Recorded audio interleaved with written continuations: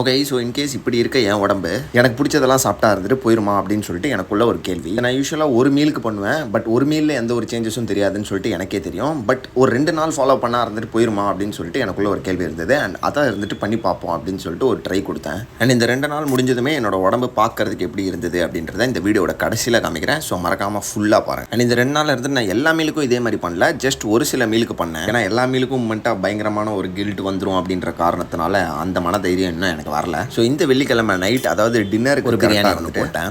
And இதில் பெருசாக அந்தளவுக்கு மனசு வலிக்கல. அண்ட் அடுத்தபடியாக ஆள் வாங்கி கொடுத்த கிட்கேட் சாக்லேட் ஒன்று போட்டேன். அப்போவும் எனக்கு வலிக்கல, ஏன்னா பிரியாணி சாப்பிட்டு டெசர்ட் சாப்பிட்ட மாதிரி இருந்துச்சு. அடுத்தபடியாக ஷிஃப்ட்லாம் முடிச்சுட்டு மிட் நைட்டில் இருந்துட்டு என் ஃப்ரெண்டு எனக்கு திருப்பதி லட்டு கொடுத்துருந்தான். அதில் இருந்துட்டு ஒரு 200 கிராம் போட்டேன். இது என்னடா பெரிய விஷயம் அப்படின்னு சொல்கிற எல்லாருக்குமே இருந்துட்டு வெறும் 100 கிராம் ஆஃப் திருப்பதி லட்டில் இருந்துட்டு கிட்டத்தட்ட 400 கேலரிஸ் இருக்குது. அண்ட் அதுக்கு அடுத்த நாள் இருந்துட்டு ஆள் உனக்கு என்ன வேணுமோ சொல்கிறான், நான் வாங்கித்தரேன் அப்படின்னு சொல்லிட்டு சொன்ன காரணத்தினால மட்டும் இல்லை,